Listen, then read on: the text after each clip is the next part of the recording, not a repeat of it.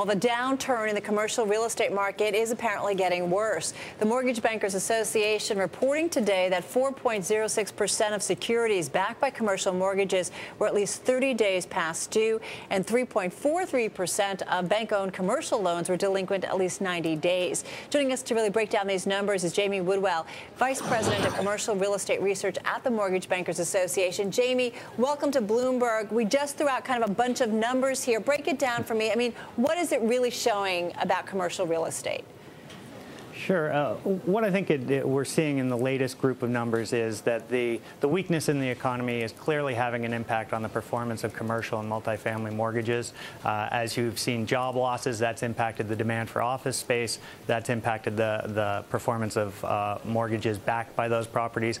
Likewise, consumer pullback in consumer spending affects the demand for retail space, and that affects those mortgages, and so on. So the weakened economy is clearly having an impact on the performance of those mortgages. We are seeing distinctions between different investor groups. You had mentioned the commercial mortgage-backed securities loans and the bank loans.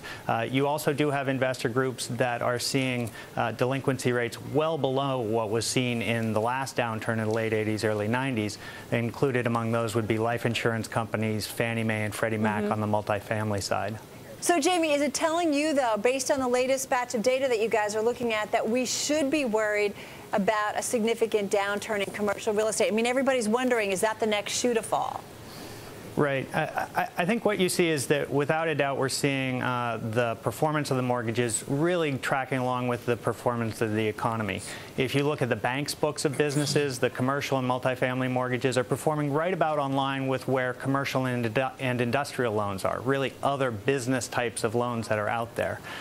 So I think there is a clear link here between what's going on in the economy in general and in commercial and multifamily mortgages. And you expect that, Jamie, to continue? I mean, do you expect no divergence here if the economy picks up? I mean, are commercial mortgage default rates going to pick up as well, or are there some that are just, it's really too late, even with an economic pickup? One thing that's really interesting about commercial real estate is that, having had some experience with real estate cycles in the past, the industry has a number of pieces in place that sort of mute the downturns, but then also do mute the upturns a little bit. So you think about the lease structure on an office building or a retail building. It's a long lease structure, which means that a lot of the leases that are rolling aren't rolling during the downturn. So that helps, again, mute some of the downturn that a property might feel during an economic downturn, but it does also mute some of the pickup back when the economy starts growing again. You see a lot more, by the way, problems here for regional banks, because Bloomberg has a story out today saying that the regional lenders have basically turned into real estate lenders, whereas the big banks are diversified more and don't hold as much of the CRE danger that the smaller ones do. I think, looking at the bank's books, you have very significant differences between the different institutions. You do have some of the differences in terms of concentration and the degree to which a bank's book might be made up of commercial real estate loans, development loans, single-family loans, et cetera.